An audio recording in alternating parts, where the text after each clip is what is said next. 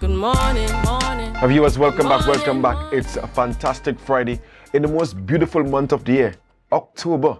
Yes, we are already into October, Friday 10th October. Yes, and we are here into the sporting segment. As limited as it is today, we're still talking sports this morning. And I have on set with me Mr. Kenney Alfred, some know him as Everton Alfred. All right, President of the Tobago Football Association. Good morning to you, Mr. Alfred. Good morning to you, Marcus, and good morning to your viewers. It's always a pleasure to be here. Fantastic. Let me apologize to you for the late start, right? Anybody to blame is a guy called Mr. Ronald Wood, right? Okay, I'll take deal up with the query with him, right? But of course we are here. We want to talk about the Tobago Football Association League. I've seen matches on social media, but I haven't heard much about the Tobago Football Association League. Was that a deliberate ploy in terms of just starting the league? I wouldn't say it was a deliberate ploy. Of course, football is being restructured nationally. Just like all the other zones in Trinidad, we are starting in October. Tier 1 will be starting later this month. So it has been a directive to start this late, and we're happy that we have kicked off the season. But I want you to also permit me just a few minutes just to extend condolences to the family of John Pollard, who would have also played football in Tobago. Hey, John played football too? Yeah, he played with Phoenix some years ago. So it is my opportunity here to extend condolences to the loss. It has been a shocking one for us, but life goes on. Yeah. In terms of the football, yes, we have started really exciting games thus far. As you know, that we'll return to the Premier Division and First Division now. So we are now asking the better teams to play each other twice.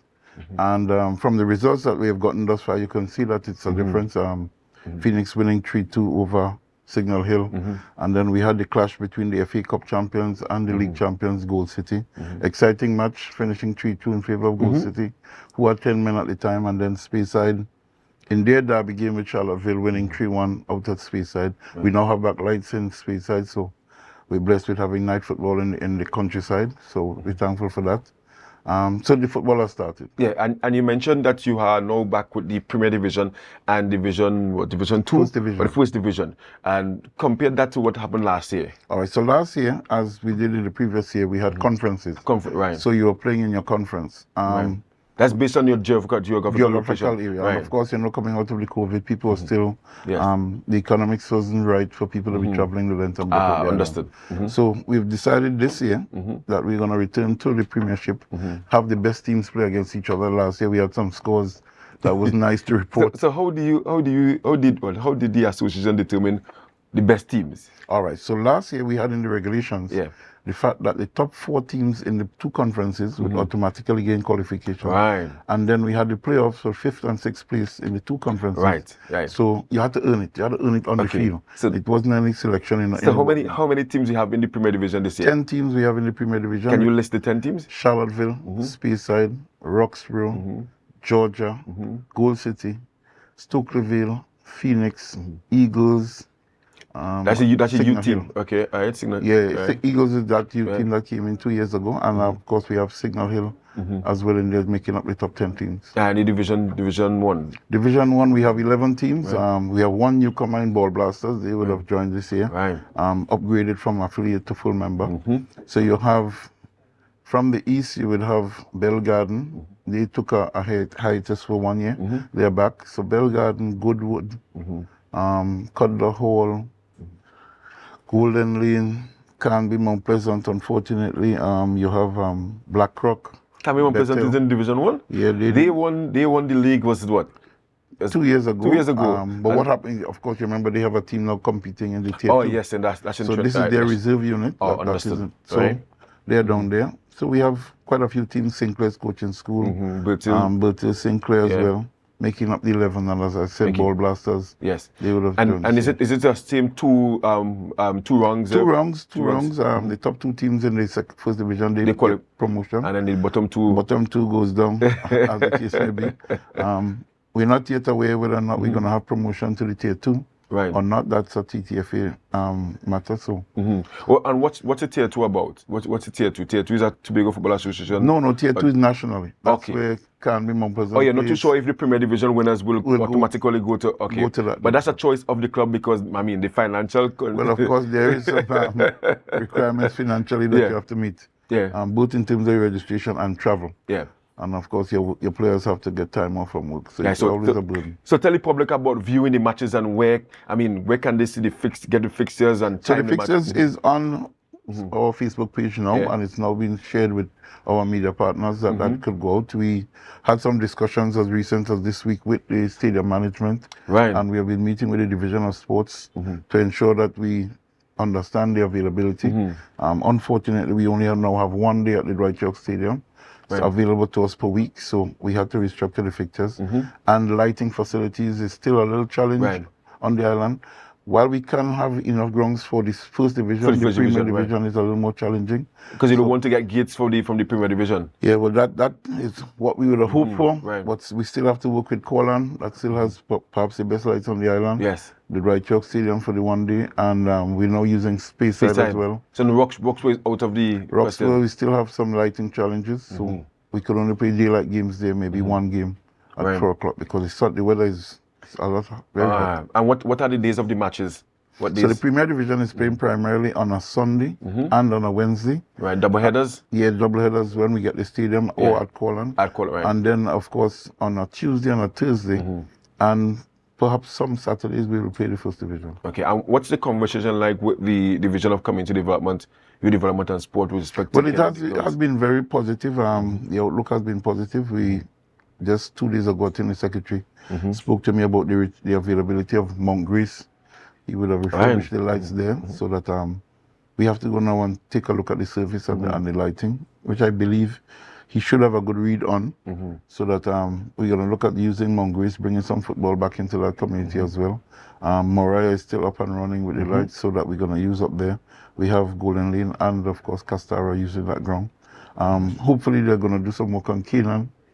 So maybe. Well, Mr. Alfred, if you can get that off, I'll be very, very happy, right? So that as a cricketer and someone from Kenney Alfred, I would love if they can get Kenney Alfred back up and running. I think Felix will be happy as well. Yeah, they definitely will be happy as well. So that we're hoping there. What we are hoping for, what I'm really hoping for, is Mount Pleasant being available to us. Oh, you're right, because they get gates here as well, and I mean that has been done for a while as well. It has been done for a couple of years, so that has been a challenge, and we're keeping our fingers crossed that we can get Mount Pleasant, and then hopefully Roxborough we could get some work done in Roxborough so that we could earn some revenue. Because sponsorship is still a little challenging. And I was going to touch on that as well. I mean, last year you would have depended solely on the Tobago House of Assembly. I mean, what's the direction there in terms of the so that sometime next week we're going to start hitting the ground, running or walking to engage with some of our stakeholders to see how best we can get them involved, because people need to understand that we need to find avenues to use the energy of young people positively. And sport is obviously one of the positive vehicles that we can use to do that. So next week we're going to start speaking to Corporate Tobago. Maybe sometime in the future we can venture to Trinidad, but we do need the support. We do need to find activities for our youngsters. And this year, Marcus, we're hoping to engage our youngsters in some international football. Right. We do have, we got an invitation to participate in 2 divisions, under 16 and under 20 in December. International tournament that will be staged right here. In Tobago here? In Tobago, so that we will be sending out advertisements for coaches to submit their applications for those 2 teams.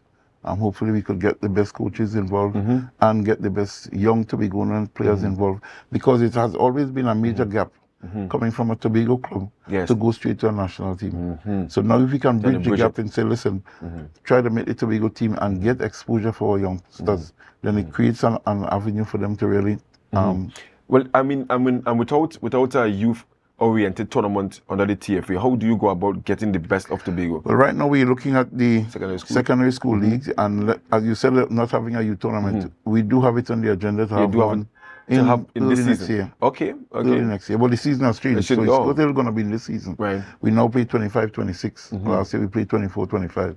So we do have on the agenda to have a youth tournament ourselves in Tobago, because, again, we need to engage them. And we can't just play 3 months of football as a youngsters. So that's in our plans as well. Well, I mean, hopefully this time around, the league starts all now and finish June next year.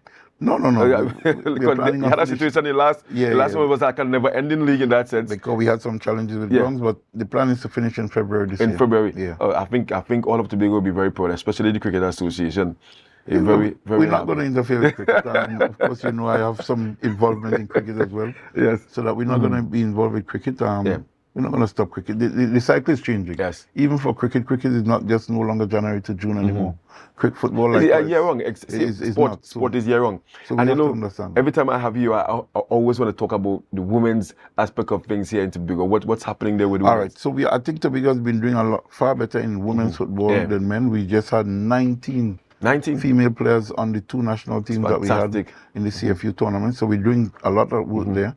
What we need to do now is to expand the women's program because, as you know, we have all the clubs that's in Scarborough, in the central area. We need to now expand into the east of Tobago. So is that they are based in Scarborough, but they have players from throughout Tobago? Well, yes, they have players from throughout Tobago, but we need to understand that there's an economic challenge for some of these girls to travel, and there's a safety concern. Yes. Because we don't want anything to happen to them if they have to travel 6, 7 o'clock at night to go back to, whether it be Charlottesville, Speyside, Delaford, wherever they have to go to.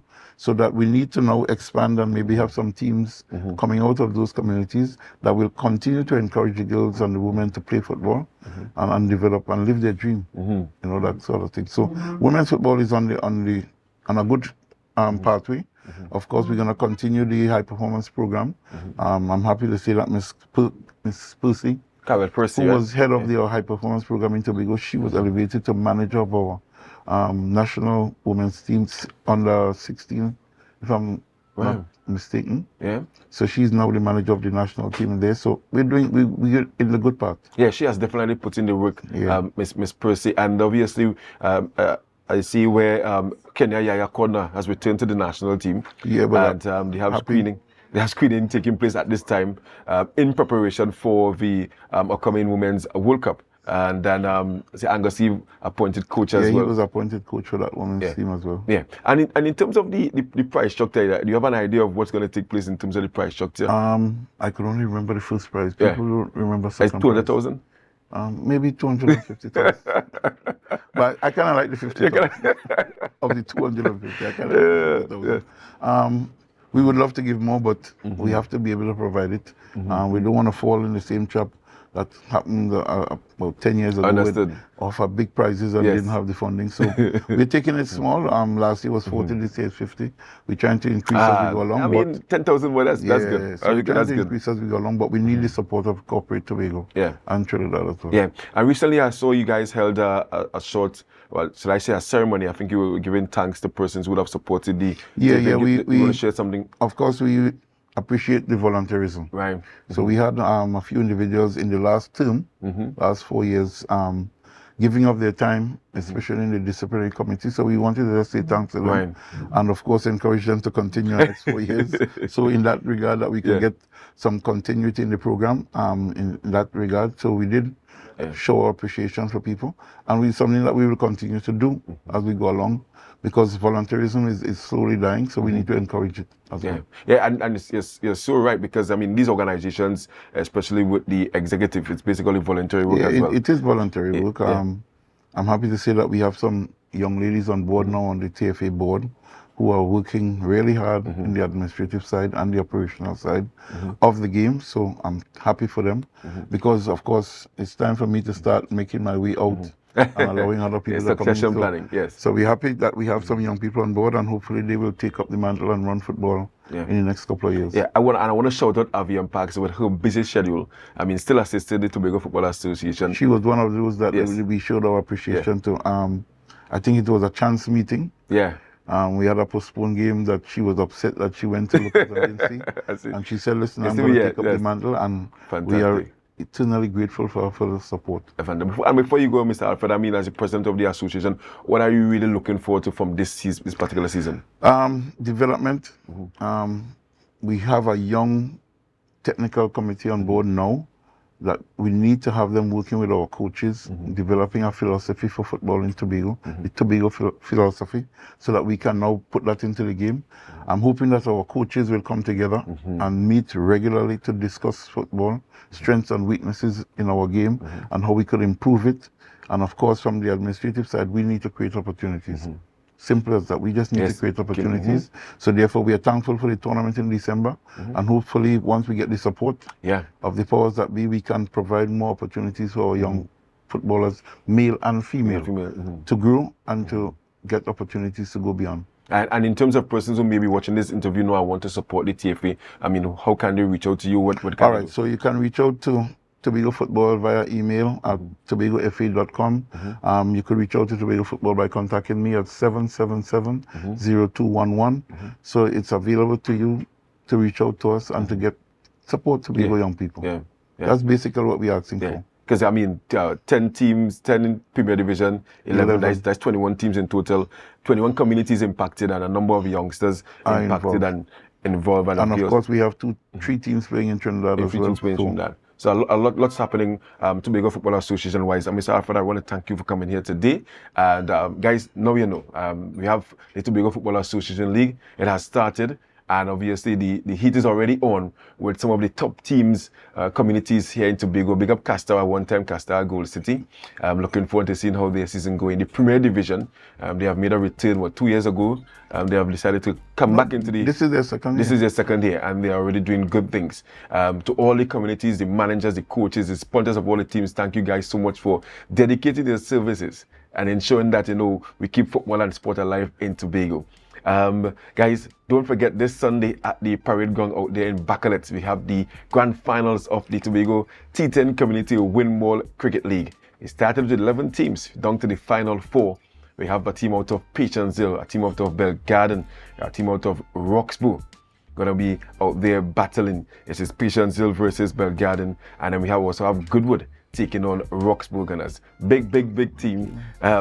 Big things happening out there on Sunday. Start at 11 with the semi-finals, the first semi-final game, and we go straight up to 3:30 for the grand finals, followed by the presentation ceremony. It's all free of charge, and based on the weather forecast, it's going to be a nice, hot and sunny day. Get out there with your coolers and support your communities, rep your communities. That's it for me today. Remember, we are in the best month of the year, October. Today is the 10th of October. I mean, it's going so fast, but I'm enjoying every single day. Coming up next, Good Morning Tobago with Natalie. Don't forget, guys, to share the live, share the live, share the live.